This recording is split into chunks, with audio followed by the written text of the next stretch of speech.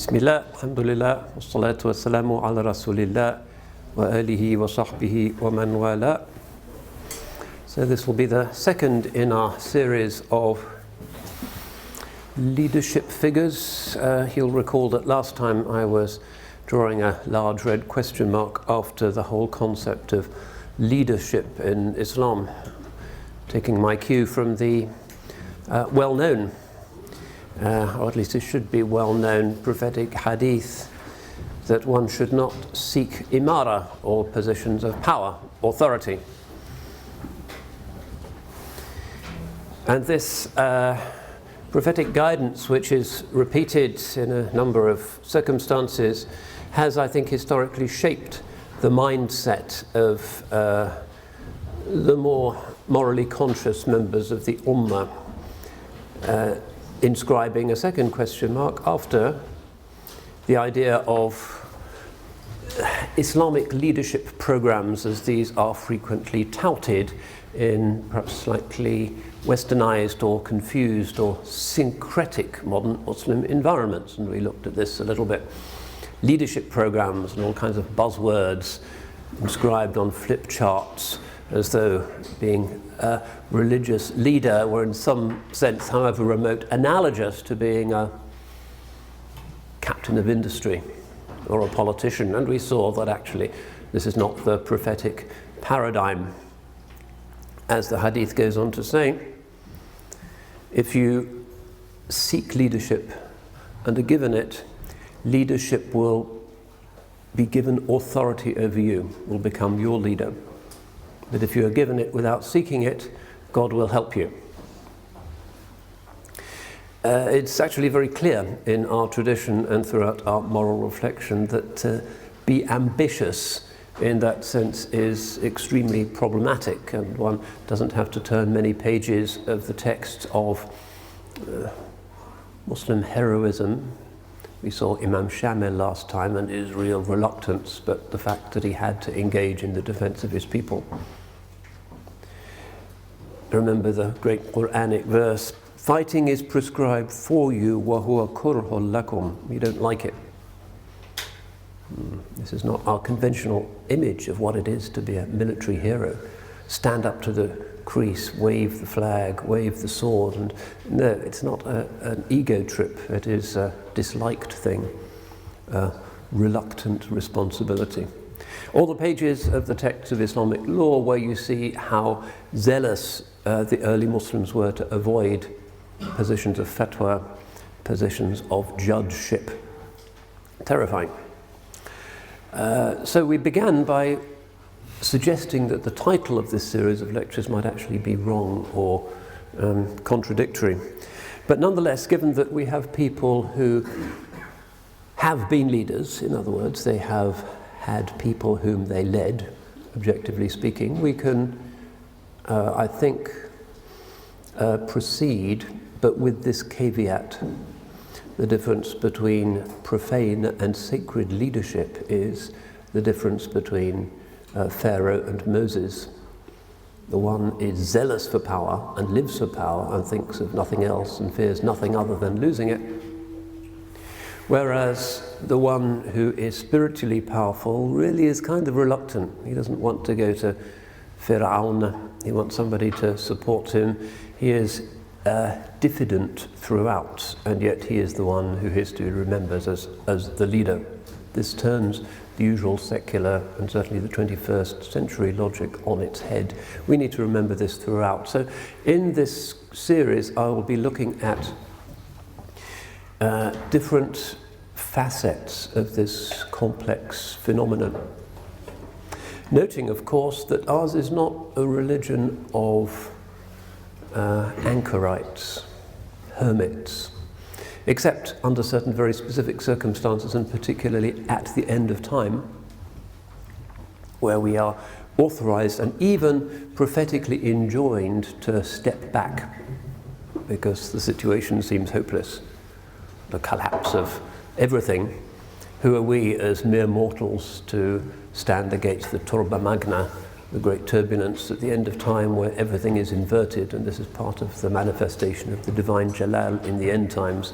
So yes, that's when you find your sheep and head for the hills. This is prophetically mandated.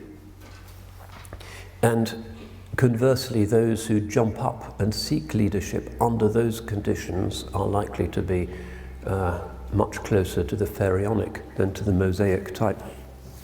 But generally, we are not people who step back from responsibility. We're the people who go to God through the world rather than trying to skirt it or avoid it. And this is the case in family life. We are not celibates. Instead, we go to God through assuming the normal responsibilities of our created humanity. Other traditions, notably Christianity and Buddhism, say, no, if you wish to be part of the spiritual elite, you do step out of that as well. And you step out of positions of authority, and you don't engage in warfare. Those are two pacifist as well as celibate traditions, but our ethos is different. Our ethos is about embracing the world, understanding it as an abode of tribulation, but an abode in which righteousness is possible in the world, and perhaps despite the world, but through it. This is very characteristic of the Islamic ethos, and Judaism in many respects is quite akin to it, and forms of Hinduism with the Kshatriya, the warrior caste. Krishna in the Bhagavad Gita is a great example of a leader, I guess, one of the history's earliest instances of that. So we have this odd place of starting where on the one hand we really are cagey about this idea of wanting to be a leader, but on the other hand our view of human responsibility and ethical agency in the world generally mandating involvement rather than disengagement. So we try and balance those two things, and that the nature of that balance really defines those very multiple, diverse, discrepant individuals who we'll be very briefly looking at in this series. So we began perhaps obviously with the very primordial type of the sacred warrior.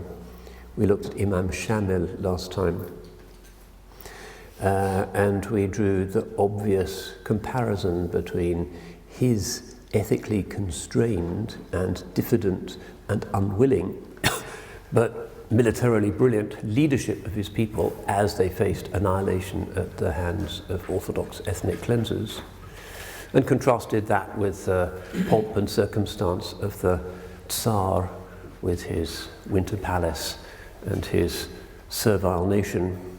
And we saw that as a kind of latter-day instantiation of this face-off, this timeless dichotomy.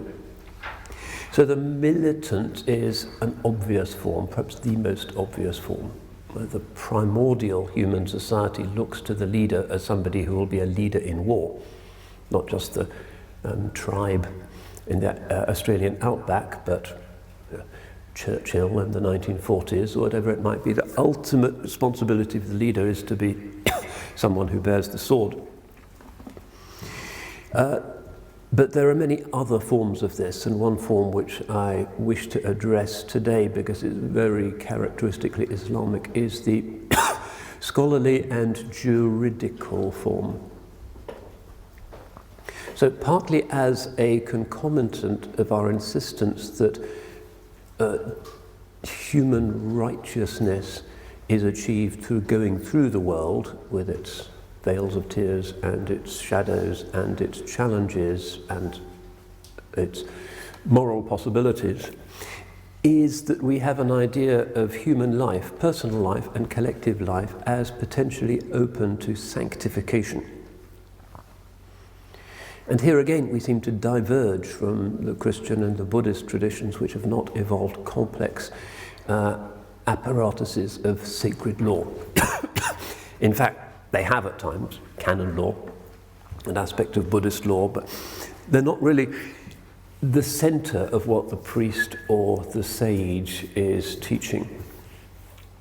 In Islamic civilization, because we get to God through the world rather than by trying to edge anxiously around it, we necessarily have the idea that there is a path to step through the world, which is a holy path, and which actually provides us with the way of being transformed, despite the manifest imperfections of the world and the human collectivities with which we engage.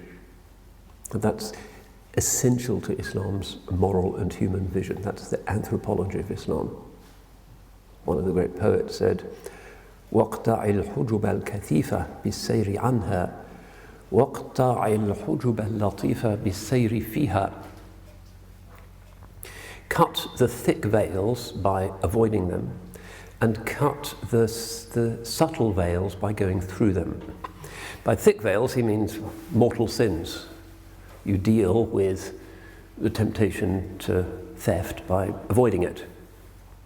But the subtle veils, the world, running a business, having a family, being the mayor of a town, these things which are part of our normal civic membership of Bani Adam, you deal with them not by avoiding them, but by going through them. They're veils, nonetheless, and they're really distracting, and they have many pitfalls, but we go through them, and this is kind of Islamic commandment. We go through those veils rather than simply sidestep them. So this idea of the world as something that we experience as full of human imperfections, most of our conversation is taken up with criticisms of people and what they've done, whether it be the Cambridge City Council cancelling a bus route, or whether it be Trump's latest argument with a journalist, or whatever it is. Most of what concerns us is the manifest imperfection and difficulty of other human beings. Sometimes we might talk about the weather, but mostly it's other human beings. The human realm is by far the most interesting realm of the created order, but it's also the most troubling. We get hurt more by human beings than we get hurt by other things in creation, by and large. Sometimes you might get bitten by a dog, or you might catch cold, or you might even drown at sea, but generally that which reaches most deeply into our heart is the wounds caused by the daggers of an unsympathetic or an uncomprehending humanity. This is our weakness, that's our Achilles heel, each other. So to deal with this, to allow us to create a path through this minefield, Revelation envisages the possibility of smoothing that path and keeping those mainly human dangers at bay. The Sharia sometimes deals with animals and floods, but its main concern is with human animals and human floods. And that's why the word Sharia means way, means path. You get through this world. It's not an end in itself. Those people, God forgive them, who say, the purpose of Islam is to establish the Sharia.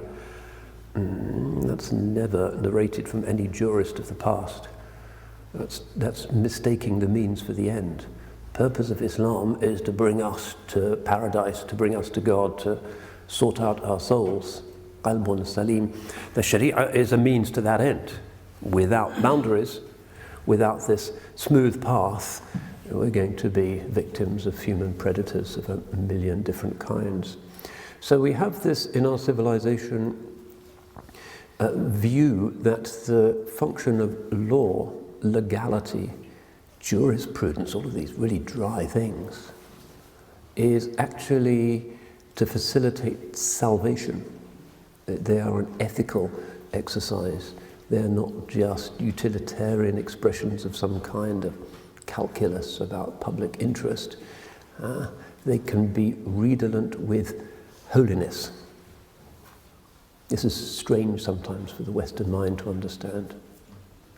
They think that the public sphere should be regulated by matters of public usufruct and kind of utilitarian calculus, however hard in practice that is to bring about free speech versus the right to be protected from abuse, and everything is kind of a compromise. But from the point of view of sacrality and the Islamic take on human responsibility, we raise everything to a much more interesting level. It's not just a kind of social science that could theoretically ultimately be quantified. If you knew all of the human variables, you could actually quantify somebody's utility mapped out against somebody else's. It's kind of, a computer could be a lawyer on that basis. But in our vision, no, it is a fundamental, one of the most fundamental human moral tasks. Because this is about creating a society that is godly and therefore, in its structures, satisfies humanity's more profound needs. It's not just that you have the right to be protected from being swindled online. Law has to do that. But it's also about being shaped in a way that provides you with a personal and a societal and a family environment that feeds you spiritually. So a different kind of exercise. And so the jurist in Islam, the faqih, literally is the one who understands. And part of Imam Ghazali's project was to remind us that the jurist really has to understand not just juggling different dalils of Quran and Hadith and competing with rivals, which was the state jurisprudence had reached in his time, but rather to see that this is a sacred science, it is an art, which, because human perfecting and perfectibility is something really beautiful, moral beauty even more amazing than physical beauty, that it is an aesthetic exercise of the highest order. So part of Ghazali's take on usul al-fiqh is that it's an aesthetic exercise to do with ihsan, doing what's beautiful. So we have this, and then at the same time, and part of the reason why we would classify this as art rather than science, it's a humanistic exercise in the real sense of humanism. It's for Bani Adam, not just for a kind of mortal primate, it's for Bani Adam, is that this tradition that we have is really multiple. And this, again, offends a lot of people nowadays, including Muslims. And it's important to grasp this when we look at the leader paradigms in our history who have been jurists. Very often, under modern circumstances, where people are looking for what is right and are anxious about ongoing multiplicity, we tend to revere moral thinkers or jurists whose legacy seems to be a concordist one, or one that makes the law kind of unified. After all, don't we want to know what Islam says about a given thing? What does Islam say about abortion? What does Islam say about prayer in the space station? Because we need answers. That's a legitimate need. People look to religion for guidance. Similarly, Western historians of Islamic law have tended to proceed on the Enlightenment assumption that it is moving towards some kind of answer or body of statutes, that the entire history of Islamic law can be understood essentially through a covert Western optic as a moving towards some kind of agreement on what is moral and how society should be regulated, because that's taken to be what Western jurists have always looked for. They want to know what's right. And that, particularly the backdrop of sort of transformations in European law between the Renaissance and the Enlightenment, took place partly against a kind of scientific background. After all, scientists want to know what's right. Science doesn't really like ambiguity, unless you're a quantum mechanics expert, perhaps, in which case you're stuck with it, Schrödinger's cat. But basically, scientists want to know what's right. What is the correct chemical formula for potassium? There can only be one way of denoting it, and only one way in which it reacts with other elements and produces compounds. The same with physics, laws of thermodynamics. Science is totalizing in a certain way, because the physical world, philosophers are still a bit staggered by this, the physical world is characterized by certain constants which are remarkably consistent and uniform. So to the extent that science has been the governing paradigm of Western civilization, it's often pushed social sciences and things like law and jurisprudence in the same kind of direction. We want to know what's right. particularly in the continental legal traditions. In England, we have more of quite a medieval legacy in many ways, case law and all kinds of accumulating things in the common law. It's much messier, and some would say closer and more intuitive to the actual reality of what goes on in the courts, rather than being handed down like the Code Napoleon from some kind of philosophical set of supposed certainties. There's different ways of doing jurisprudence in the Western context, but nonetheless the tendency generally is for people to want to know what's right.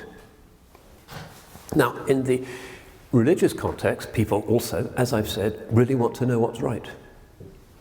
What's the right way to pray? Is it right for me to repeat my prayer if I've prayed 4 rak'ahs for Maghrib or not? Or can I make up the extra rak'ah? And what's right? Isn't it a zero-sum game? How could you possibly say both are right? It's like you can't be pregnant and not pregnant at the same time. It's either or. It's not kind of whoever, whatever.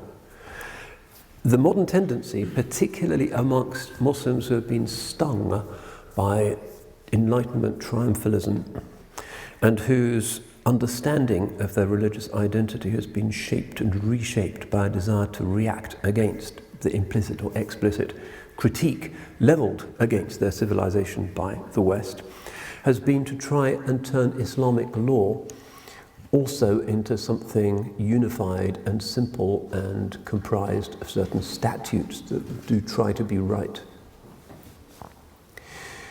This, however, is a profound revision and a strangeness in our civilization. And one of my favourite books, published in 2011, quite recent, but already throwing the cat among the pigeons, is by Thomas Bauer, The Culture of Ambiguity. It's a German historian. And he looks at the classical texts of usul and the classical texts of fiqh and the classical text of doctrine and all of those classical texts. And then he looks at modern equivalents, and he finds that there's not just different answers a lot of the time, but also different reasons for finding those answers. Obviously, jurisprudence is not carried out in some kind of vacuum. The jurists have their culture, their preferences, their agenda, their maqasid, they're human beings, they're embedded. What jurists in the Muslim world are finding now, what activists and headbangers, loudmouths of various kinds are particularly finding, is certainty for the first time. They want uniformity. So the point of his book really is that sometime in the 19th century, Muslim jurists, Muslim theologians stopped being happy with multiplicity and started to be unhappy with it.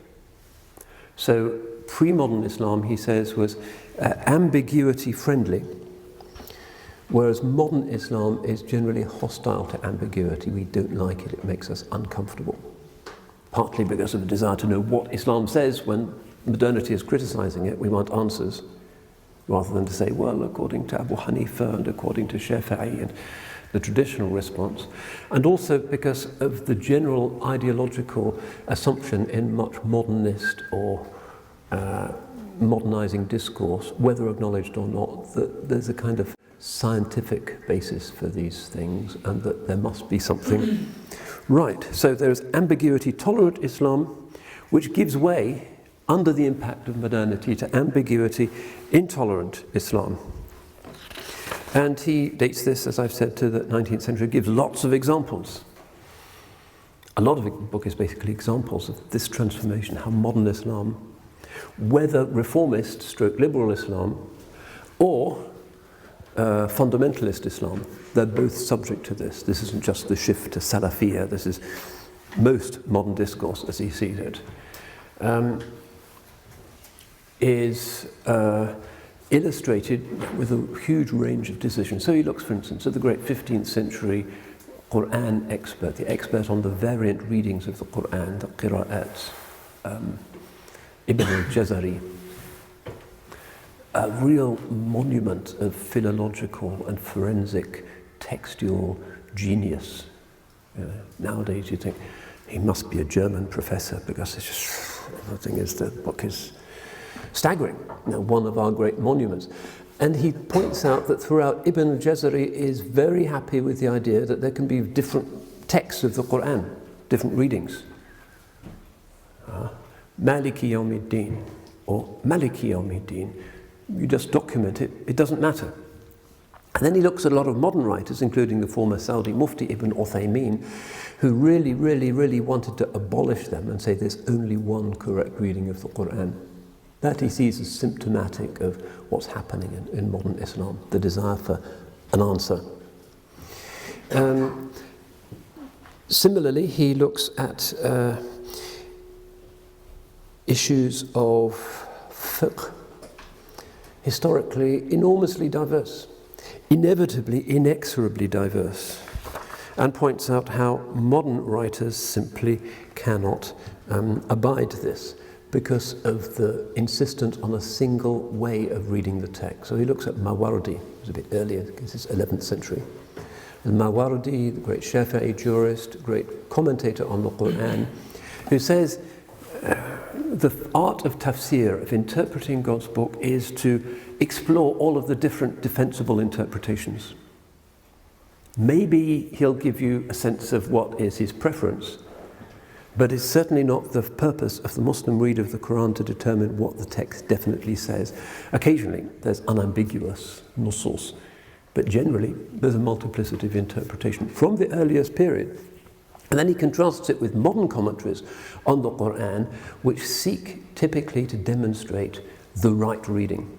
And again, he looks at Ibn Uthaymeen and his insistence that there's only one correct meaning of every verse of the Quran. And he proceeds for hundreds of pages, making his case pretty decisively. Islam has changed, he says, from being an ambiguity-tolerant to an ambiguity-intolerant tradition. And from then, of course, it's just a short step to the modern Muslim debate as to why everything is such a mess. Well, the answer is quite simple. Muslim societies are really diverse. Different sects, different orientations, rationalists, mystics, literalists, religious people, not so religious people, men, women, different languages. Every Muslim country, by and large, is really plural. That works with classical Islamic law, which is this ambiguity-tolerant thing in which almost every decision is kind of a working conclusion. But if you try to impose a kind of modernist Islam on that, then immediately you have a detonation, because most people can't accept it and can't recognize themselves in this form of Islam that is being imposed on them. So it looks like a very abstract text, but actually it has very significant repercussions. What he doesn't pick up, perhaps quite so evidently, is the fact that the traditional paradigm is still alive amongst the traditional ulama, who regard it as part of civilized religious scholarship to enjoy the plurality of conclusions and to respect that diversity. But the modern mind, whether liberalizing or neo-Mu'tazilite or feminist commentaries on the Quran or fundamentalist, they all want to find the one correct view and to lambast those who disagree with them. And this clearly is something that the traditional scholars will also be noticing and are noticing with perplexity. So this is one of the interesting dimensions of our tradition. We have this strong reverence for those who seek to rectify human beings individually and collectively by studying legal boundaries. And on the other hand, very consistently in Sunni Islam in particular, Shi'i Islam often has this idea of the Imam of the age knows the correct view, but Sunni Islam is this kind of this consensual thing. It's something that is really not sufficiently understood, and a lot of modern Muslims get kind of fidgety when they're told that Islam is a tradition of ambiguity and multiplicity. Just read the classical text and you'll see it. My friend Yahya Michel, who is at Hartford Seminary in America and is one of the experts on Ibn Taymiyyah, a real expert, translates. He says he's an Ibn Taymiyyah addict. He just can't get to sleep at night unless he's translated something from Ibn Taymiyyah. Says the best way of dealing with Islamic radicalism is to teach prisoners classical Arabic and to have all of the works of Ibn Taymiyyah in the prison library, so that in all of those boring hours they actually get to read the thing and they see the diversity of it. Even in Ibn Taymiyyah, who can be quite abrasive, when you actually see what he says about theologians and what he says about mystics, you see, well, he's part of a culture of ambiguity. That's the solution. The problem is not knowing and assuming that Islamic law is something like Western law. And the journalists do it. Islamic law is being introduced in northern Nigeria. Well, that means nothing to a traditional jurist. Which madhab? Which interpretation of the madhab? Who's doing it? What do they mean? Is it customary law? But for journalists, of course, we know what Islamic law is, don't we? Or strict Islamic law sometimes. And Muslims get shaky because, oh dear, it looks like it's a disaster. And we are trapped in that false dichotomy. But we have nothing to do with that. So Bauer's work is worth perusing. And another book that I like is even more recent, by Konrad Hirschler, published here in Cambridge, which is basically a study of the first comprehensive library catalogue that we have of a classical Sharia madrasa in the Middle East. And it's a Madrasa al-Ashrafiyya in Damascus. And it represents the books that the scholars thought should be in circulation.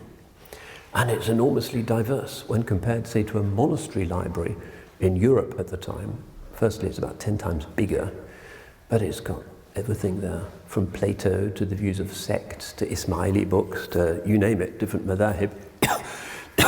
The scholarly tradition was part of a plurivocal world that was interested in multiplicity. So he writes, this tolerance made it possible to accept opposing systems of values and norms without necessarily insisting on the exclusive truth of one's own system. Intellectual life in these societies was thus less characterized by the quest for the one and only truth, but rather by searching for probable and likely answers. That's classical Islam. Sounds a bit like a modern university in a certain way, although it is different. There is the presence of the divine and revelation, and you have material to work with. You have a sea floor on which to fix your anchor, but it's certainly not the kind of ideological take on Islam that is increasingly provided. And again, not just by, say, the Islamic University of Medina, which tells you there's just one view, there's a correct view, and this hadith is sound, and this is looking for the wahid, the one truth. But also increasingly in much of the curriculum of regime-directed Islamic universities elsewhere in the Muslim world, where the regime wants people to reach a particular view on politics or democracy or gender or whatever it is, and everything is being defined as the true Islamic view from the Minister of Religious Affairs or some general. So that subversion is very widespread, unfortunately, because you could say, in an age of multiple challenges, such as our own, Islamic law needs all of this wriggle room. And we need to have the capacity to respect this plurality and not to feel uncertain when we're told that Islam is still working on questions that have been posed for more than 1,000 years. So what we find when we look at these leaders of jurisprudence is a remarkable balance between, on the one hand, an absolutely austere, uncompromising rectitude. These are kind of monastic figures and ascetics. The four great jurists of early Islam, ascetic figures. You can imagine their personal gravamen and seriousness. If you're with Ahmad bin Hanbal, you kind of, just the presence of the man would have been overwhelming. People for whom God is the master signifier of everything, and the next world and the life in the grave are what everything is tending towards. But at the same time, they're the ones who recognize this plurality and actively promote it. What the Malikis called ri'ayat al-khilaf. Not just acknowledging that there's difference of opinions, but preserving it. Is an important principle in the Maliki madhab, but generally, ri'ayat al-khilaf. Don't lose it. make sure that the multiplicity is still there, because this is part of what God has intended. And the great Maliki jurist, Ash-Shatibi, famously explains that if Allah subhanahu wa ta'ala had wished the Sharia to be just a single set of statutes, the revelation would have looked very different. So much in the Quran is hard to figure out. Difficult words. Some words in the Quran are acknowledged to be of basically mysterious significance. There's words in the Quran that do not appear anywhere else in the Arabic language, which is a language with a big literature. Why use that word rather than one that people could understand? Good question. The juristic consensus of pre-19th century of Islam was, as Shatibi says, so that there could be divergence, so there could be this multiplicity, which nowadays, what does the word mean? Because we tend to do things with translation, and these things are, one reason for the untranslatability of the Quran is that you have to come down on the side of a particular belief as to what a particular verse means. You can't maintain the ambiguity in a translation unless you're some kind of translation super genius. The translation is not the original, partly because it can't conserve the ambiguities of the original text. But the Quran itself says this, a very interesting thing to find in a world scripture where it talks about itself. The self-awareness of the Quran is always quite exceptional. Surah Al-Imran, verse 7, أعوذ بالله من الشيطان الرجيم بسم الله الرحمن الرحيم هو الذي أنزل عليك الكتاب منه آيات محكمات هن أم الكتاب وأخر متشابهات. He is the one who has sent down upon you, singular, the book, in which are clear verses, they are the mother of the book, and others are mutashabih. Even translating that is a headache for translators, but ambiguity is one possible interpretation for this. So in the Quran, we have necessarily the beginnings of a religion of diversity, a culture of ambiguity. The text seems to impose that. The Hadith even more so. We're the only religion with an absolutely gigantic and oceanic scriptural basis. Maybe 1 million different Hadith reports. It's said to be the pre-modern world's largest single body of literature. And it's revelation of different degrees. And there's the Sahih, and the Da'if, and the Mursal, and the Munqata', and the Hasan, and the Gharib, and dozens of other categories, simply on the basis of the soundness or dubiousness of attribution.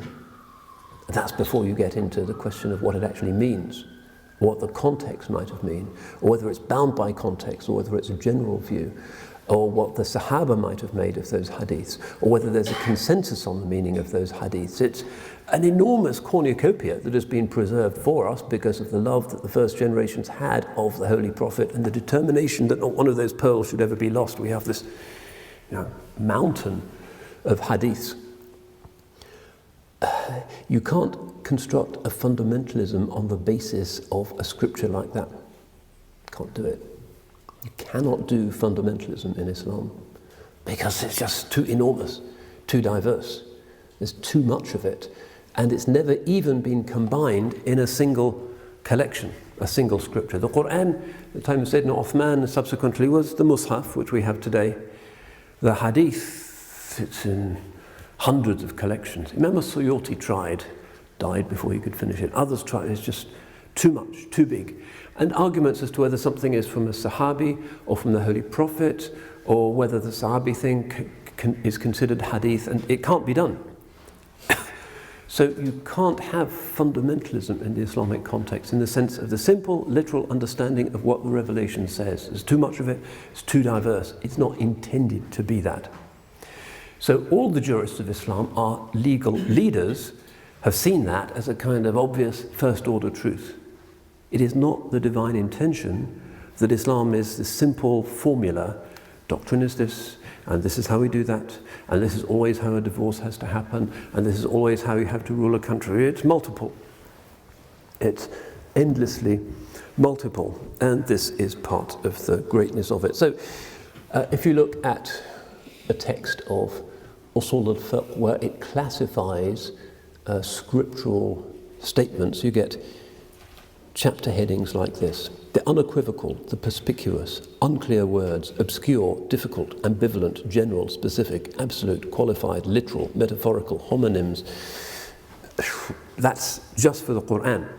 For the Hadith, even more so. So this is kind of the Muslim response to Bauer's historian's observation, which is that not only is it a reality that pre-modern Islamic law, and to a considerable extent doctrine and certainly mysticism, is endlessly multiple, but this is actually intended by the revealer of the scripture. Otherwise, why is it so hard to understand? So much.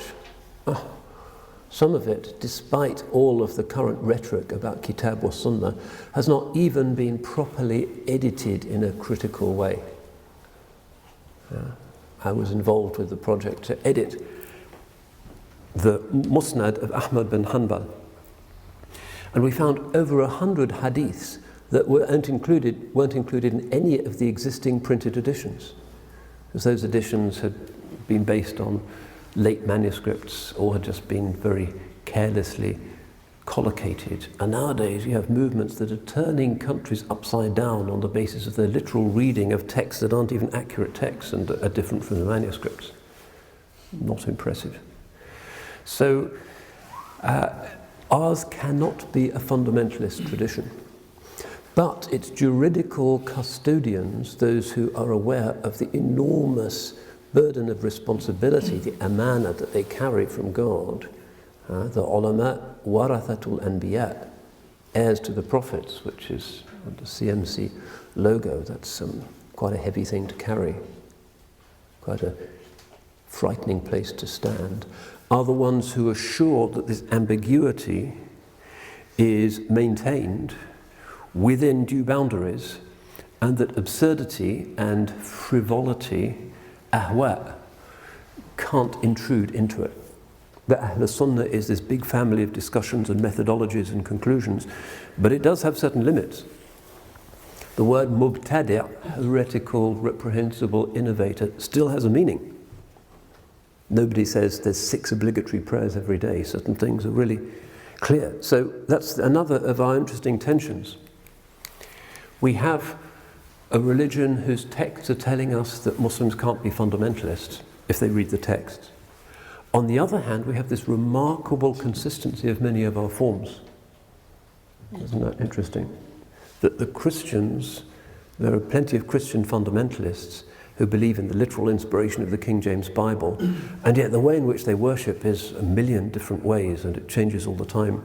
You don't know what you're going to see next in some of those churches. You know, the preacher comes in and he's wearing a tuxedo and a bow tie, and there's a guy with an organ, and it's like Vegas and curtains and people eating donuts in the mega church. The only thing you're not going to see there is how Sayyidina Isa used to pray. They don't even think that that might be a good thing to follow. We do have this principle of precedent of Sunnah, which through the jurists' responsible and egoless filtration of everything and their merciful regard for what human beings need, creates a consistent religion. So multiplicity, hardwired into the logic, the circuit boards of the religion's hard drive, but at the same time we have forms that seem to be more consistent and uniform than in other religions, and that's another funny thing, isn't it? You go into a mosque and you're not going to see the imam wearing a tuxedo and somebody with a kind of Vegas organ and little kind of roll of drums when somebody comes on to do truth and testimony time. If you see that stuff, you'll see how decadent it is. No, you will not see that. In any mosque out of the 10 million mosques that exist in the Ummah, you won't see one where they're doing that. So that's another of our interesting accomplishments. A culture of ambiguity. We like ikhtilaf, ri'ayat al-khilaf. That's what it is to be part of the Sunnah wa Jama'ah. But on the other hand, out of this non-fundamentalist tradition, this culture of ambiguity, we get forms that are, within certain boundaries, quite consistent and unsurprising. You go into a mosque, you're pretty certain as to what you're going to see.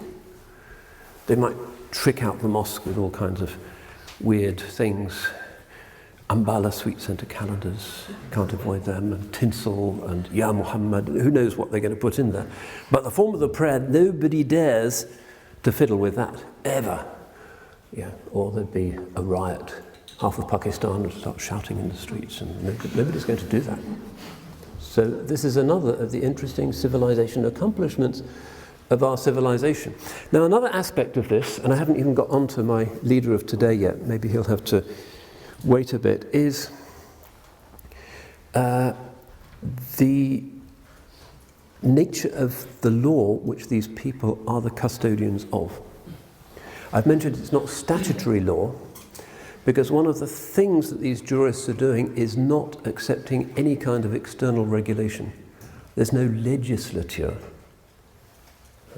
There's no House of Lords or monarch, the ultimate source of legality.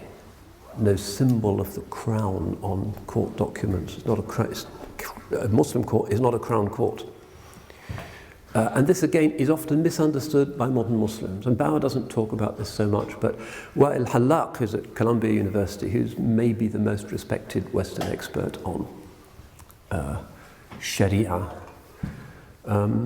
does see this very clearly, and some of his recent books have been about this, the way in which Muslims nowadays look at Islamic law, already a problematic, inadequate translation of Sharia, and try and turn it into something that looks like Western law, statutory law. So this is one of his recent books. He keeps writing books, and they get heavier and heavier.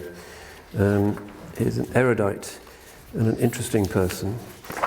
And he, of course, recognizes diversity, the fact of differences of opinion. So page 364 is representative of what he has found. He's not a Muslim, Palestinian Christian origin. The central fact is that Islamic law is a grassroots system that takes form and operates within the social universe. It travels upward with diminishing velocity to affect, in varying degrees and forms, the modus operandi of the state. So the law is shaping the state, but the law comes up from the population, from below. That's strange. The jurists themselves emanate from the very society and societal culture that they serve, and the law's ideology and doctrine required that they be so. In other words, it's not the state that is appointing professors of jurisprudence and enacting the laws, and it all comes down from above.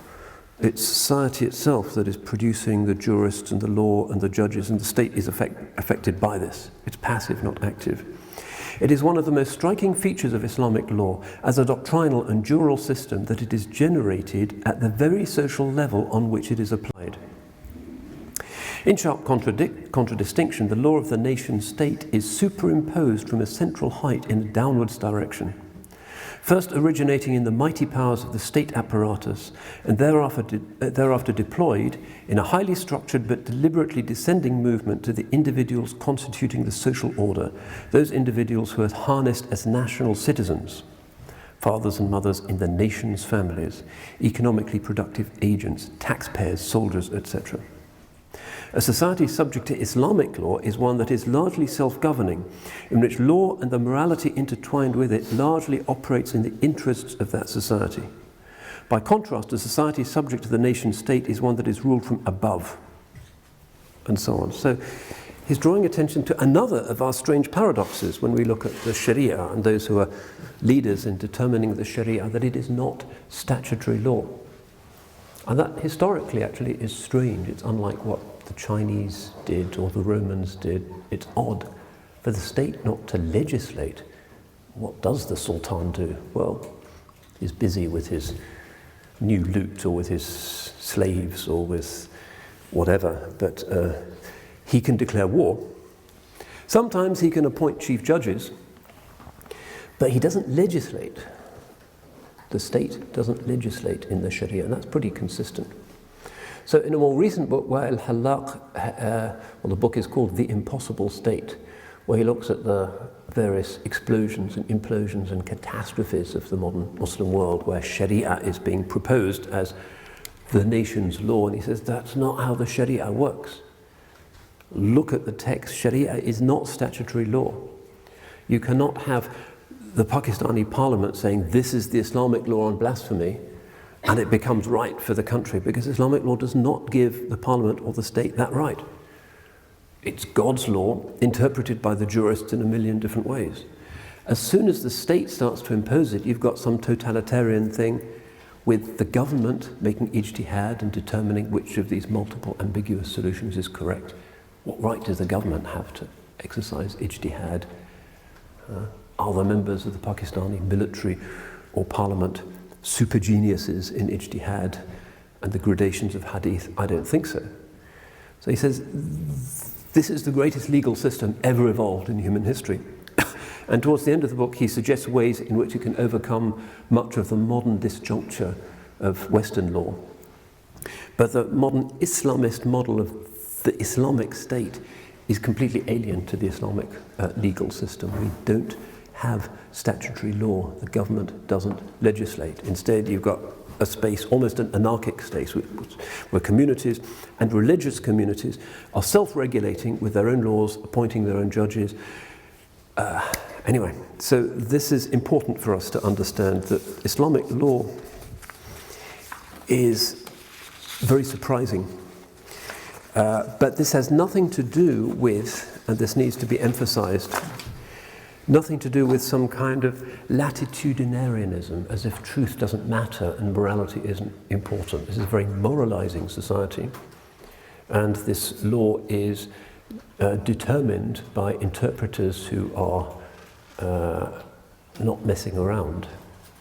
But the guiding assumption, that which unites them, is that it's not statutory law, and it's never going to be united, and the texts are not designed to be read by fundamentalists. So let's look at the leader that I wanted to cite as an example, as an exemplum figure, perhaps as the first of whom we have extensive documentation, because we have his views, his fatwas, his book still to hand, which is Imam Malik bin Anas. So let's see how he fits into this. Bit of biodata, first of all, in his context. Remember, the Islamic revelation has happened, blowing the minds of the pagan Arabs who didn't even have a law before it arrives, blowing the minds of the Byzantines and the Persians who want a state law, and this is not going to be state law.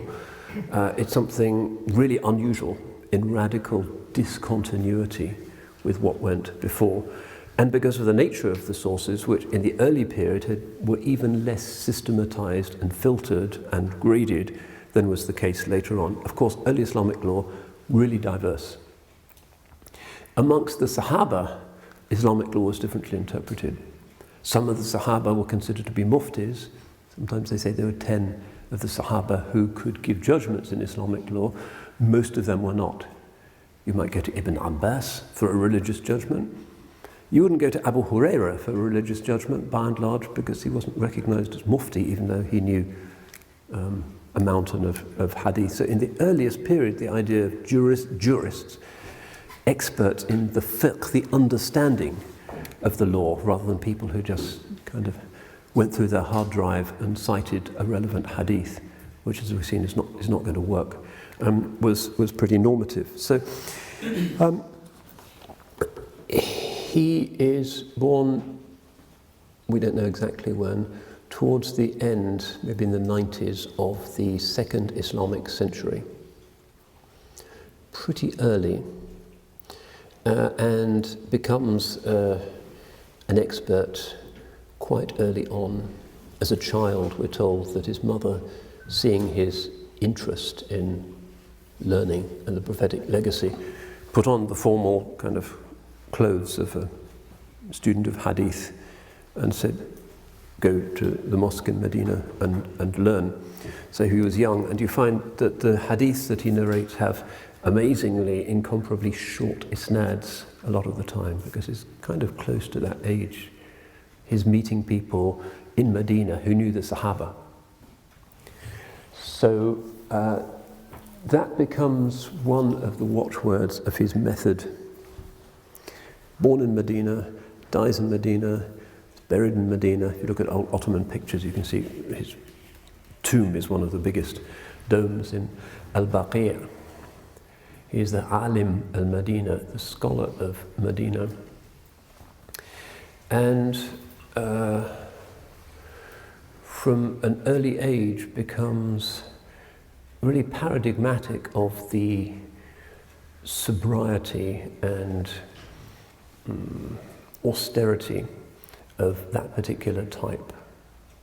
He is not the sort of playful, whimsical, postmodern scholar that you encounter nowadays. He was a man of deadly seriousness. We know a bit about his appearance because Abu Hanifa, who visited him once, Abu Hanifa's son Hamad visits him several times and takes from him, but Abu Hanifa meets him one. Malik doesn't really leave Medina ever except for Hajj.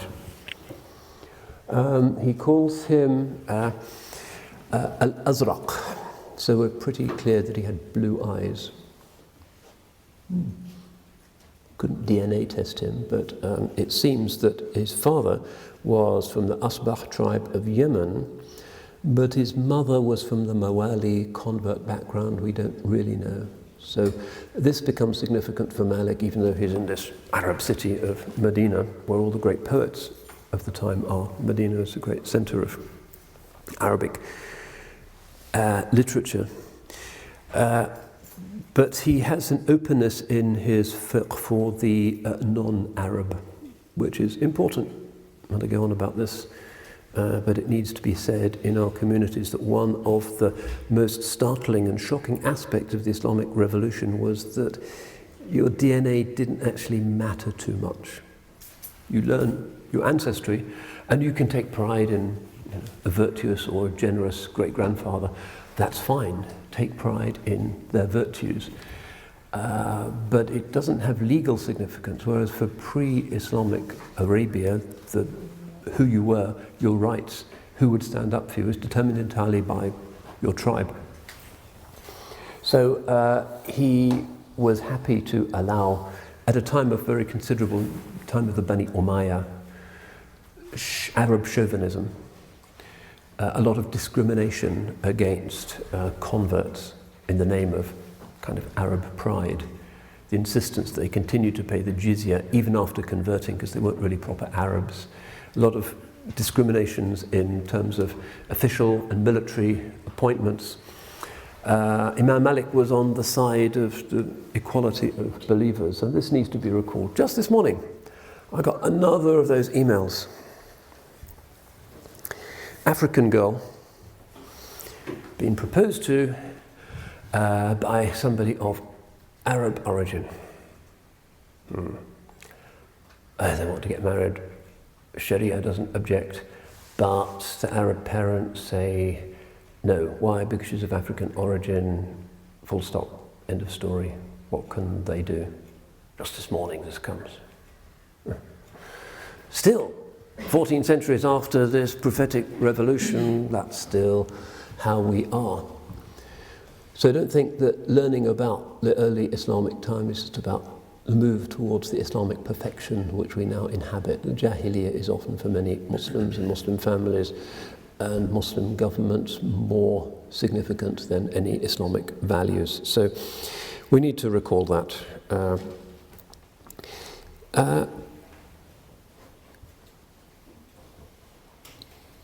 So he is brought up in the city of Medina, and as a young person and as a child, he saw the people of Medina's veneration for anything that was still there from the time of the Holy Prophet sallallahu alaihi wasallam, the athar of the Rasul. This has always been part of the culture of the people of Medina, that you have reverence for it in a kind of physical way, which is why he never in his life rode an animal, a horse or a mule or a donkey in Medina, just out of respect. Imam Ata ibn Abi Rabah, who was another great jurist of the time, when he went into the mosque to pray, would always touch the minbar before praying in order to absorb some of the blessed memory of the prophetic time. And then one of the Khalifas heard that the minbar of this great mosque was just a kind of old wooden thing that it had been at the time of the Holy Prophet, said that he was going to replace it with this great kind of ivory and ebony and jeweled thing, and the people of Medina protested, and Imam Malik says, "La ara an yukhrama an-nasu athara Rasulillah." I don't think that it's right that people should be deprived of the relics of Allah's Messenger. This is always important for the people of Medina in particular. Every little well. When I was living in Saudi Arabia, there were people who would go out to this car park. And in the car park there was a kind of scratched area.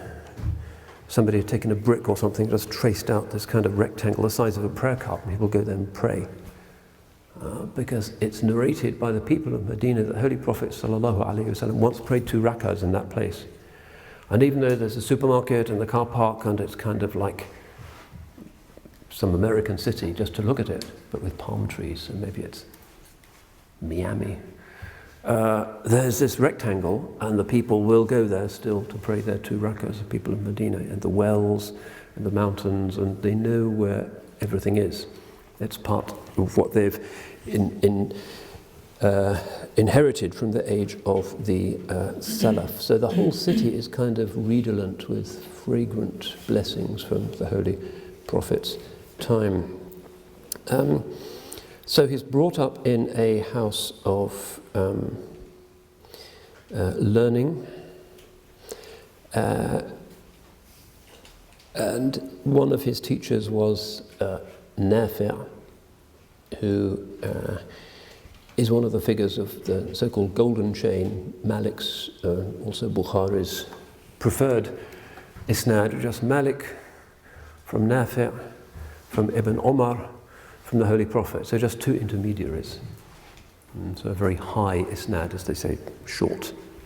And these absolutely reputable, puritanical figures, Ibn Abbas, very ascetical, Nafi', his great student, and he's telling Imam Malik directly, so that hadith could not possibly be open to any kind of interpolation or fabrication. It's just kind of a first order truth that is a genuine narration.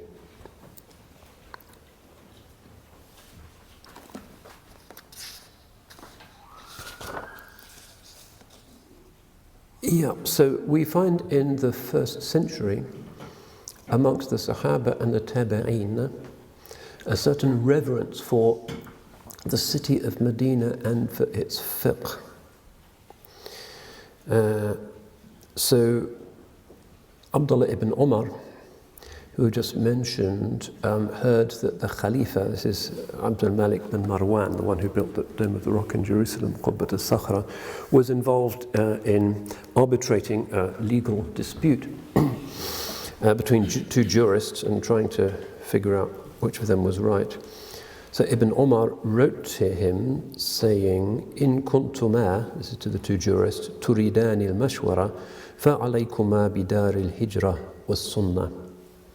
If you want good counsel, then follow the Dar al-Hijrah and the Sunnah. So in the earliest period we find this reverence for the prophetic fragrance of the city, which still contained a community which was in continuity with the prophetic age, unlike some of the garrison towns, Fustat in Egypt, Kufa in Iraq.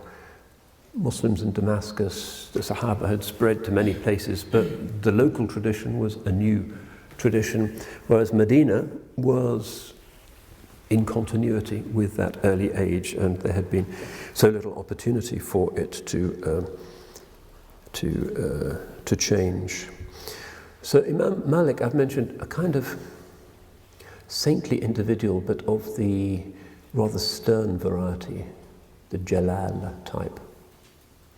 So, and his reverence for the Sunnah was that he would never give a fatwa unless he had wudu'. If he was asked for a hadith sometimes, he would go back to his house and do a ghusl before coming to narrate a hadith, just out of reverence.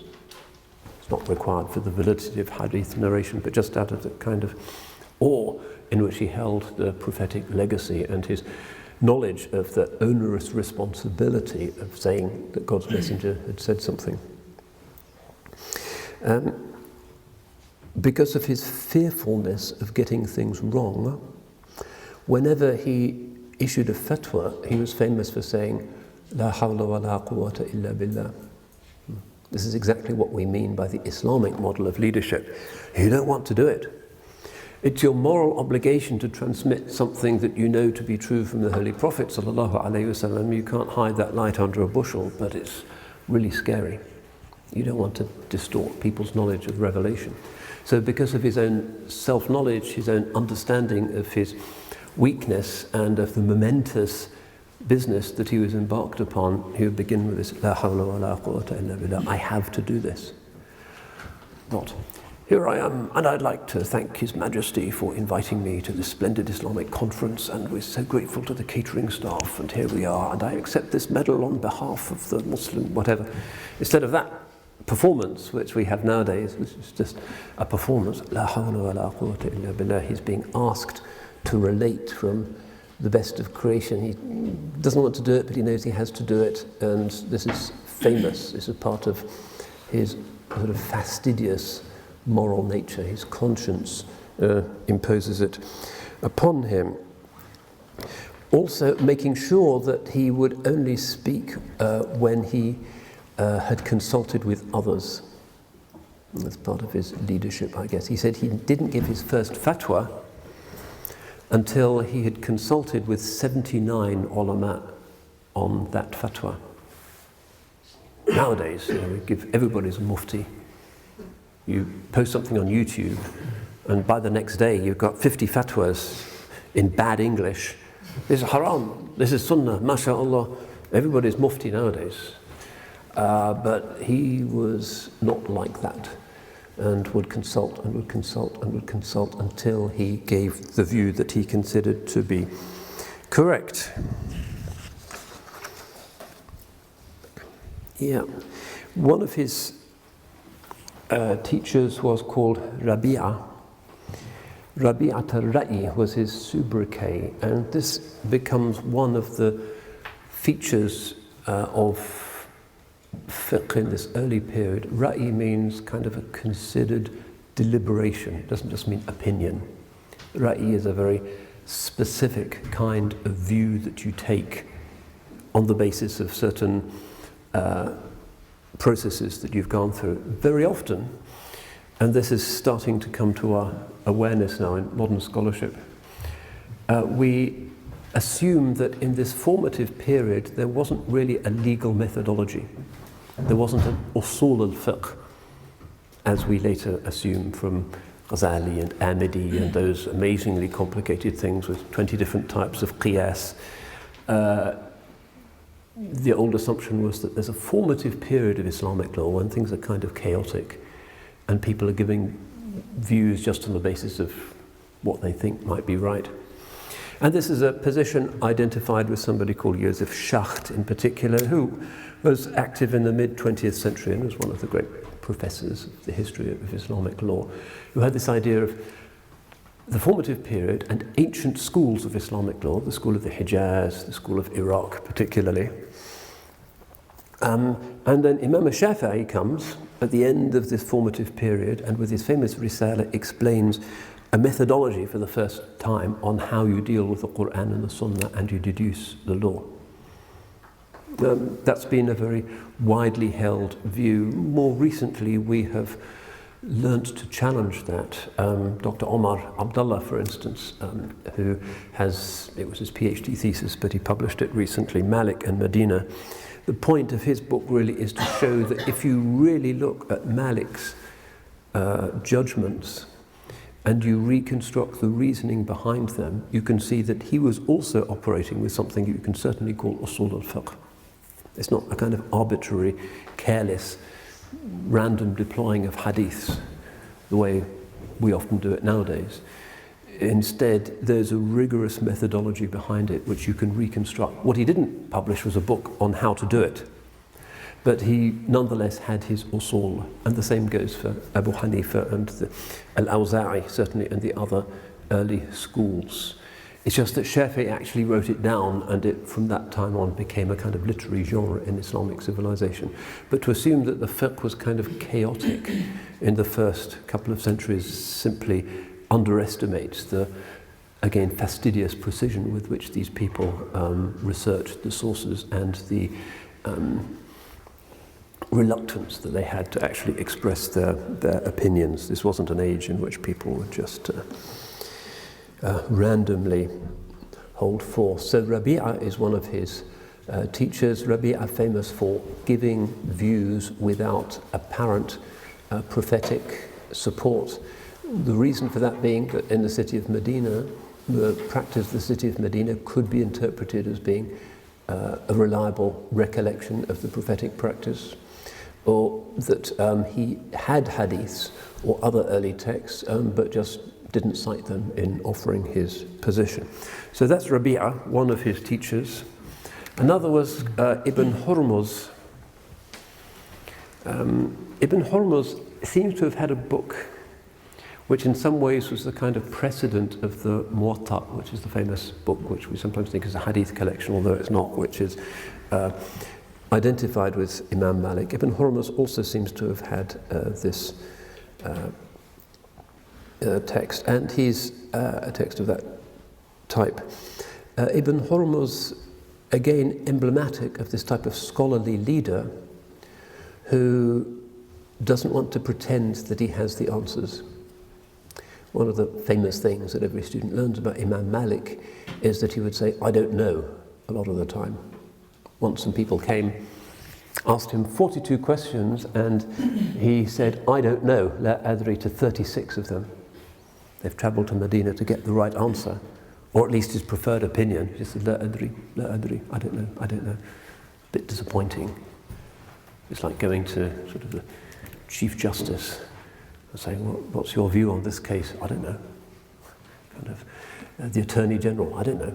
It doesn't happen nowadays, partly because they'd lose their job if they kept saying that. But it is from their diffidence and their control of their egos, because the odium academicum, the besetting affair or sin of academics is that they always want to have an answer to everything, and that it's kind of lets the side down if in a monograph or in a conference you say, I don't know, who knows? You're not supposed to do that. You don't get tenure by saying, I don't know, every time somebody asks you a question in an interview. The whole system is directed really towards propping up people's egos, so people wing it and they come up with reasons that they may not actually believe in. And this is something Imam al-Ghazali talks about, you know, the bad scholar who pretends to know but doesn't. So he gets this from Ibn Hurmuz, and it becomes Malik's watchword really. So قال مالك سمعت ابن هرمز يقول ينبغي أن يورث العالم جلساءه قول لا أدري. Malik said, I heard Ibn Hurmuz saying, it is right for the scholar to teach his associates the words, I don't know. That's a good piece of advice for a scholar. But why is this the case? Well, he explains the kind of man that he's studying with. I would visit Ibn Hurmuz. He would order the servant to shut the door and close the curtains, and then he would speak about the early days of this ummah, and tears would run down his beard. It's another type, a contrite type of scholar, nostalgic for the lost, fragrant days of early Islam. Part of the hadith scholars, and indeed the jurist's task, is to try and recreate something of the unique spiritual immediacy of the early days of the ummah. Sometimes we're told that Imam Malik, in order to get to his view, would not allow himself to sleep or to eat or to drink while he was researching something. Wouldn't be like the modern scholar who gets up and has a Starbucks and then talks to his friends and then gets back to something and then postpones it. No, when he wanted to do something, he would focus on it in the there and now and not do anything until he'd come to his view on it.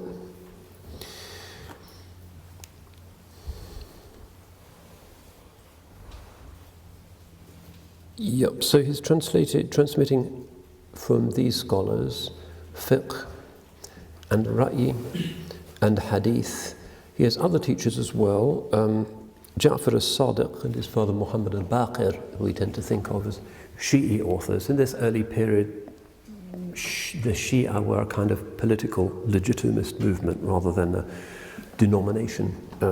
So there was no problem with Abu Hanifa and Imam Malik associating as equals with jurists, later identified with Shi'i lines. With Az-Zuhri, Nafi' and others. You might say, well, this is all a bit provincial. He's sitting in Medina. Shouldn't a scholarly leader, particularly in Islamic culture, which we assume is the culture of rihla and traveling everywhere, shouldn't he travel? Isn't this odd? He's just staying there. Well, the answer is because he's in Medina, the world travels to him. Most of the Hajjis go through Medina or visit Medina on their way to Hajj. That includes the scholarly elite. So he gets to see people from around the Ummah, and he goes out of his way to get to know them. Because the principle of juridical leadership in Islam is that you don't just know the books, but you know the people to whom the law applies. And regional variation is something that is an axiom in Sharia. Not in matters of worship, but in matters of personal law and the actual practice of the court. Because the judge has far more discretion and leeway in an Islamic court to see what actually is natural justice in a circumstance than Western statutory law, where the judge can't do anything if you've done something outrageous online, but the law hasn't caught up with that outrageous thing yet, no way in which society can penalise you. But in Islamic law, the judge does have the right not to impose a death sentence, but to impose some kind of custodial sentence or a fine if you've done something that he thinks is wrong, even if there's no statute, which is another thing that seems strange to the Western consciousness. So that often depends on the culture of individuals, and the ruling might be different for different families or for different regions because of what the local perception of natural justice might be. So Imam Malik is actually, he's got his finger on the pulse of the Ummah just by being in Medina and meeting all of these jurists. And that's one reason why this apparently very local madhab becomes global, because his approach is being taken out. So his school spreads quite quickly in Egypt, North Africa, even during his lifetime. It was always experienced as being a kind of practical and workable system of law. I've mentioned that it did have usul, but these weren't conceived as an elaborate philosophical jurisprudential structure, but rather focused on the Imam's close knowledge of people's actual circumstances and his awareness of the purpose of the law, which is a taysir, to make human life easier under God. So there's a lot of things in the madhab such as taqdeer, sort of estimating what something ought to be, if you don't have a clear hadith for it. Fard, certain assumptions, presuppositions, based not on a random subjective sense of what ought to be right, but on his life experience of dealing with the praxis of a righteous city and of human nature. Because of his lifelong experience of litigants and of jurists and of just dealing with the marketplace and just people in Medina and hearing cases from strange places around the world from scholars who came to visit him, his idea of juridical leadership was based on somebody who really knew society and was part of it, which again is part of the what I began by saying, the characteristic Islamic vision that we go through the world to get to the other side rather than try and tiptoe around it. In the Catholic context, people will say, well, the priest is advising me on my marriage or how to deal with my children. The priest has never been in that space. Who are these old guys in the Vatican to write big encyclicals about family life? It's odd. Whereas in the Islamic context, because the jurist is absolutely part of society and marries and has children and might participate in wars and has a business or a shop, it's on the basis of that close experience of the gritty reality, the texture of human life, that the jurist acquires this firasa, this spiritual aesthetic insight into what sounds like good law, which is absolutely necessary given the complexity of the revealed sources. There has to be this ra'i, this inspired, considered judgment. Again, this is not a fundamentalist age and not a fundamentalist community. And one of the famous heroic leadership incidents of the life of Imam Malik, and there's a famous parallel in the life of Imam Ahmad bin Hanbal, underlines this fact that the law is not determined by the state, which is that the caliph, sitting in his palace in Baghdad, which is this kind of outrageous thing with 7 concentric walls and moats and guards from different countries and a pet lion that guards the throne, and it's that kind of Arabian Nights world. Malik doesn't want to go near that. The caliph, sitting on this throne, thinks, wouldn't it be nice to have a single law for my empire? Maybe the Byzantines have got that Justinian code, and then I could be in charge. I'd have much more power if I controlled the law. And these jurists don't want me to have anything except my throne and my lion and my name in the khutbahs, and I'd like a bit more than that, please. So the Khalifa tries to throw his weight around by compelling leading jurists to issue judgments that the Khalifa approves of. So Al-Mansur is the first really significant Abbasid caliph. Sends Imam Malik a messenger telling him not to narrate a particular hadith, لَيْسَ عَلَى الْمُسْتَكْرَهِ طَلَاقٍ, which is that forced divorce is invalid. In the Sharia, you can't force somebody to divorce somebody else.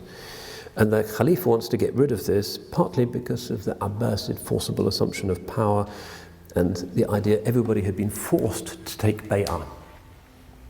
This still goes on, of course.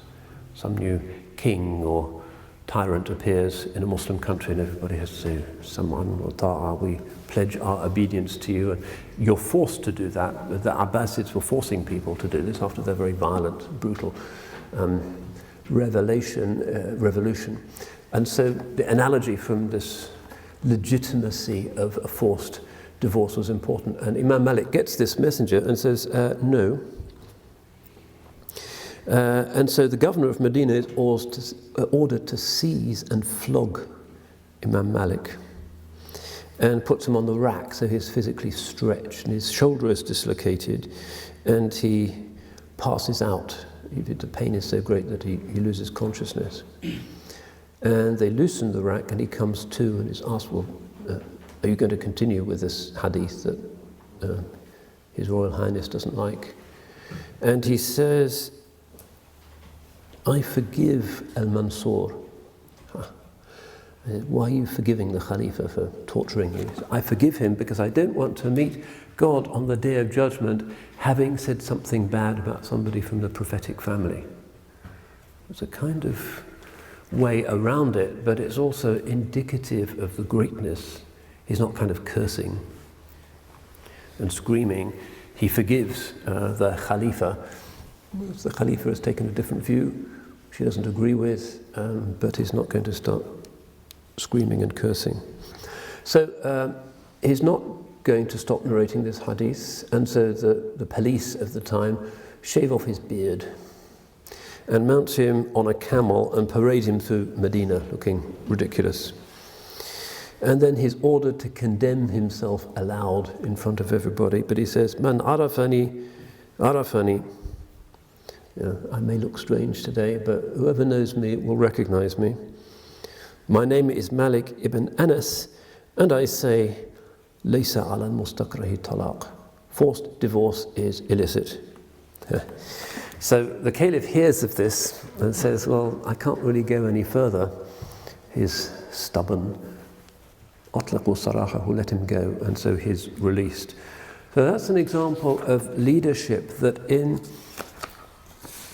extremis, these early Abbasids are very brutal. They've even dug up the bodies of the Bani Umayyah and thrown the remains to the dogs. They're kind of vicious. They're doing this to Imam Malik, and it's a kind of important political thing that they're trying to force him to do, but he will not accede.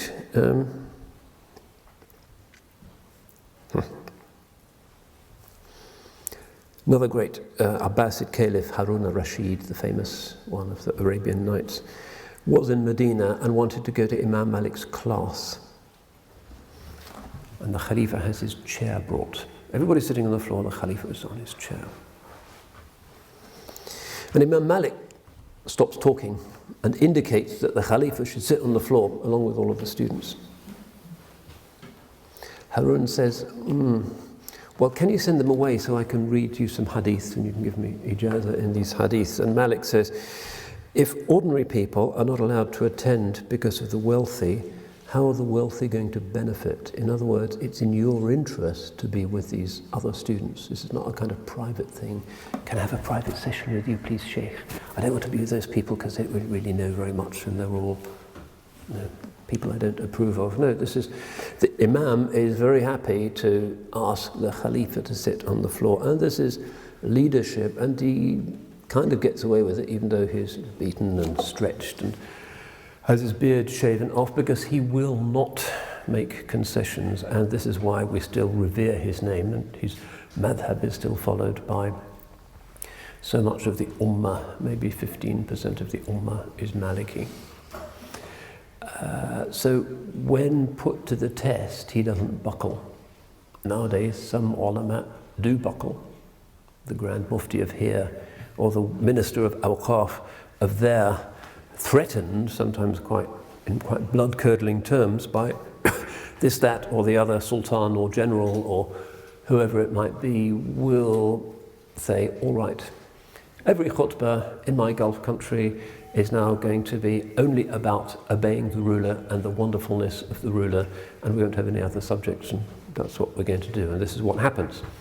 This would not be the way of Imam Malik, who was a dignified man and must have found this very humiliating. We're told he always dressed well, and he had a nice house. He wasn't the kind of barefoot dervish type. He believed that scholars should look good. This was terribly humiliating for him, but he wasn't going to capitulate. And that is an important lesson for our age, when regimes try to control the Sharia or abolish the Sharia or get scholars to give some crazy statement and pressurize them. Unfortunately, if you're going to be a scholar, you have to say what Imam Malik says each time he's giving a fatwa, La hawla wa la quwwata illa billah, even if this means I have to go to jail. This is God's religion. This is the way of the Holy Prophet. This is God's law. This is how it is. And there have been some, though perhaps not enough, heroic instances of this in recent years. So we should move on to consider, although we've already learnt a certain amount about him, his books, or, well, his book really, but there are two that are significant in the early spread of his madhab. These are amongst the most influential texts in Islam. The first of them is Al-Muwatta.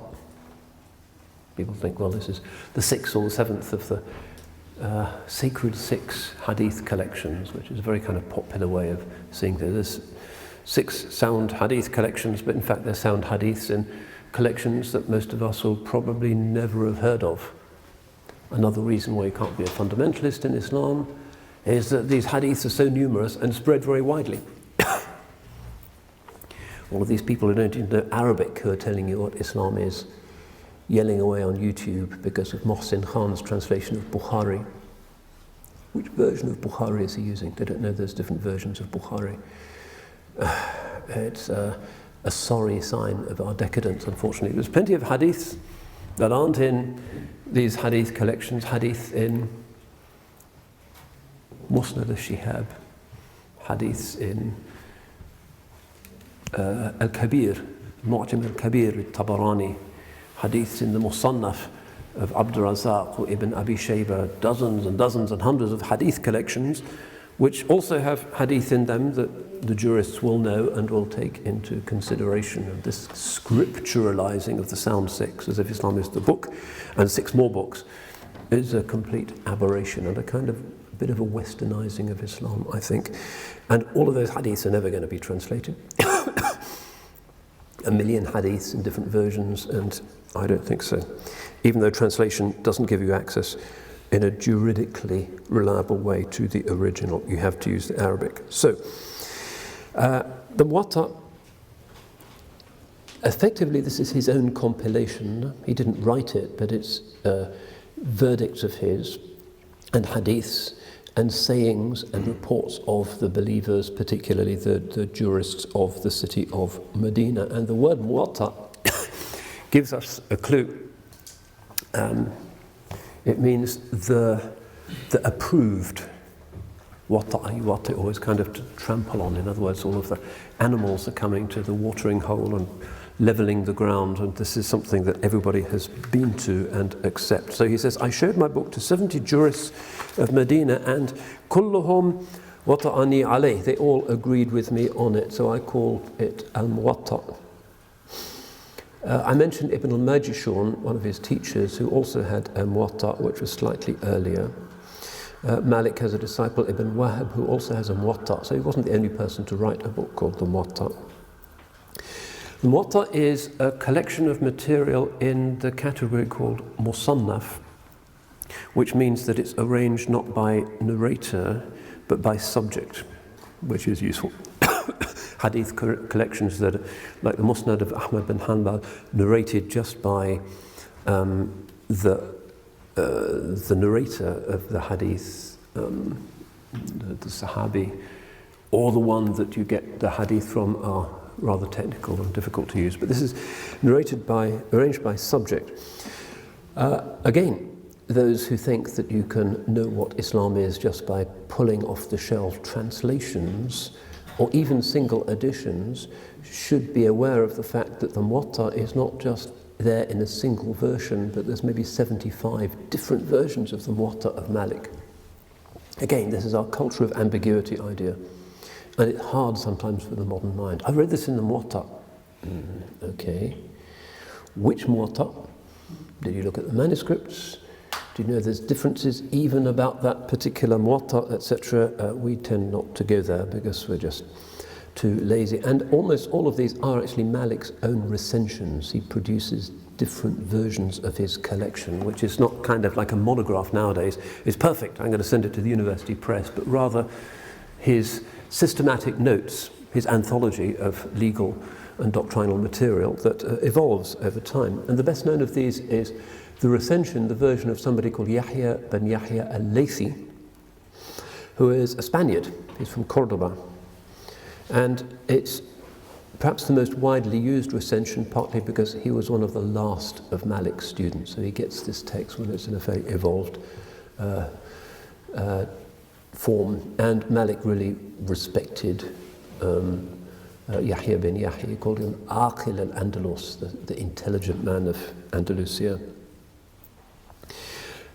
So as well as there being different muwattas, there are lots of commentaries, a lot of commentaries on the Muwatta. A lot of the Indian scholars have produced scholars on the Muwatta for various reasons. The Indians have always loved the book. Perhaps the most famous commentary is that of Imam al-Zarqani, which is in 4 volumes, but there are plenty of others. And you really need to go into the commentaries in order to see the complexity of the interpreter's task. They are commentaries because the texts are complicated. So what is in it? Well, it contains sound hadiths. It contains sayings of the companions, fatwas of the companions and of the tabi'een, and also Malik's own view, considered scrupulous opinion, ra'i, on certain issues. This famous isnad which we mentioned, Malik, an Nafi' and Ibn Umar, on Rasulillahi sallallahu alayhi wa sallam, is there in the Muwatta. Bukhari called it the most reliable of all of the chains, and there's 80 of these in the Muwatta.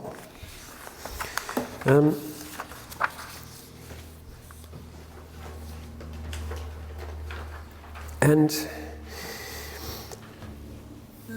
scholars have debated and continue to debate on the degree of soundness of all of the hadiths in the Muwatta. So there's 222 isnads, or hadith with isnads, in the Yahya bin Yahya recension of the Muwatta, which don't name the companion. It's a hadith, but it kind of skips a generation. This is what's called the mursal.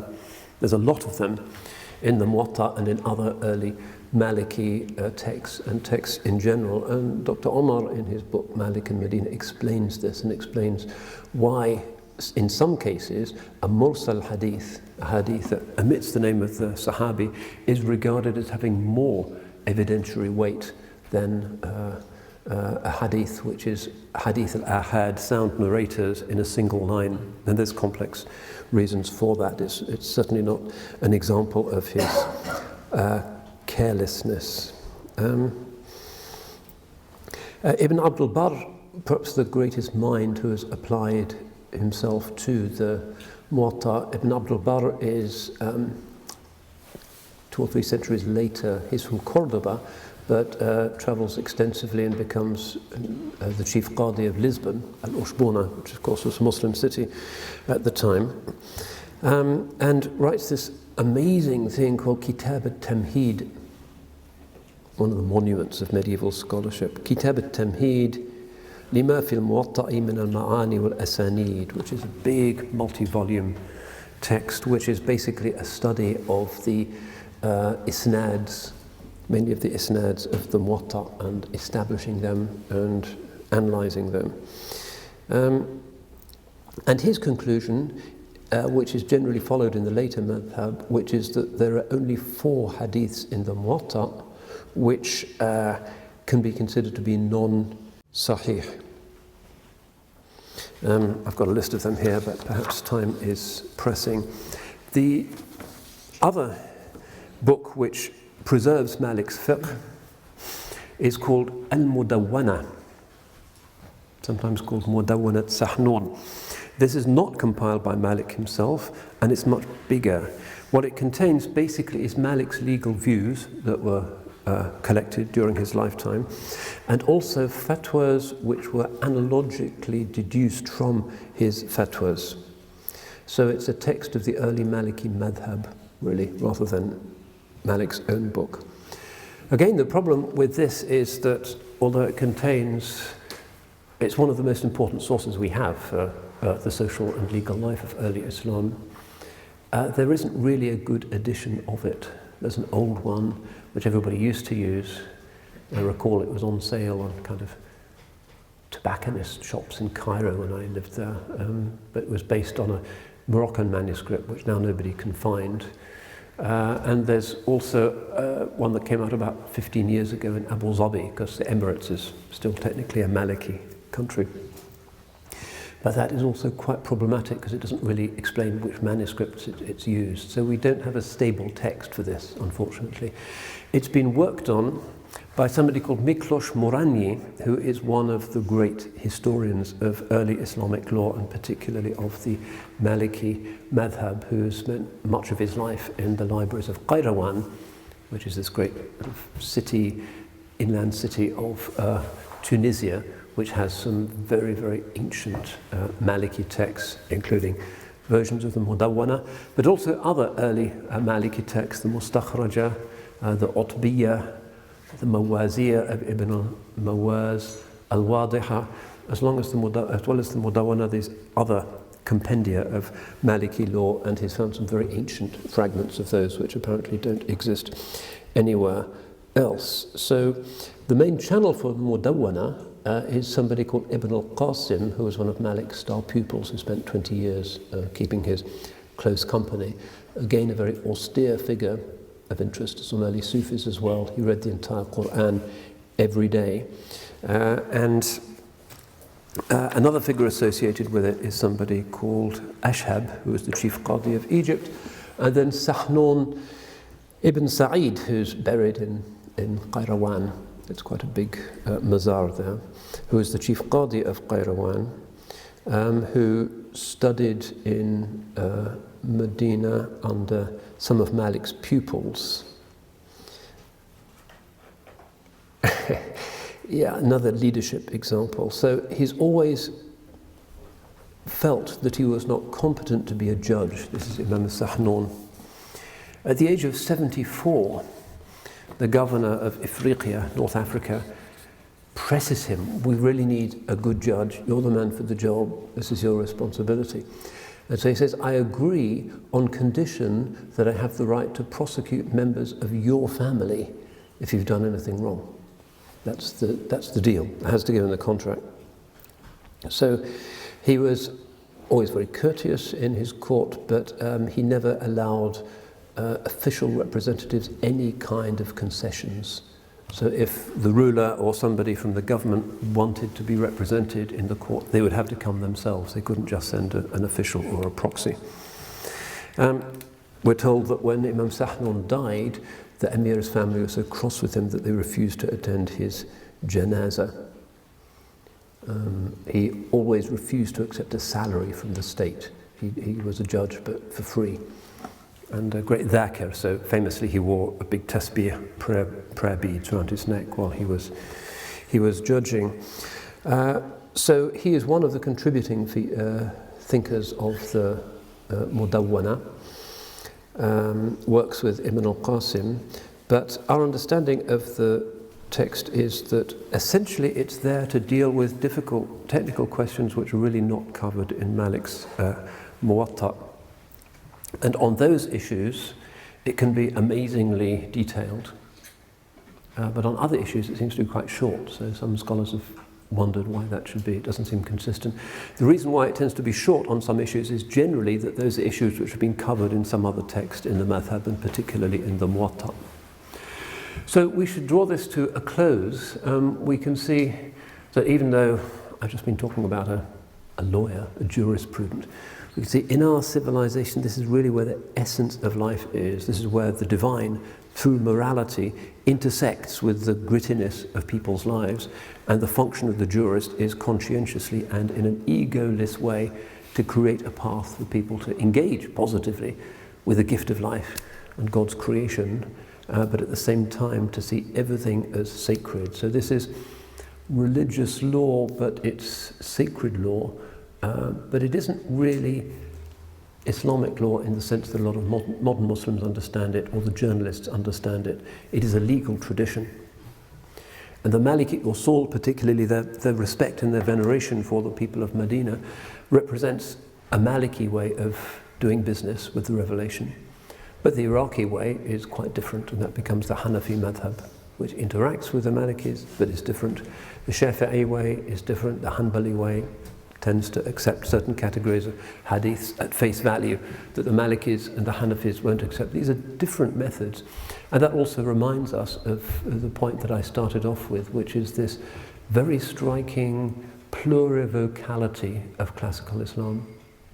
That they had this ri'ayat al-khilaf, that they preserved differences. And even though the followers of the madhabs, human beings, human nature being what it is, sometimes there were acerbic relations between them. Nonetheless, Sunni Islam becomes this family of opinions and methodologies, not just in the furu', the actual rulings of the law, but in the whole method, the legal philosophy, the theology of how you engage with the text. Quite different as well.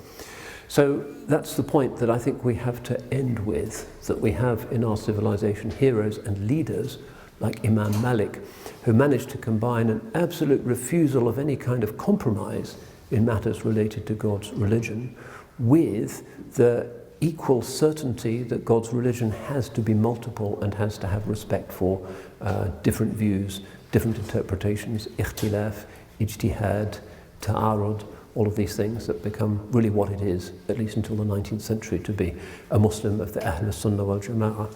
So I could talk about Imam Malik all day. We've just scratched the surface, and much of the greatness of his soul is to be found in the actual details of his rulings. But inshallah, this has at least incentivized us to learn more about him. Rahmatullahi alayhi wa arda. Wassalamu alaikum wa rahmatullah. Cambridge Muslim College, training the next generation of Muslim thinkers.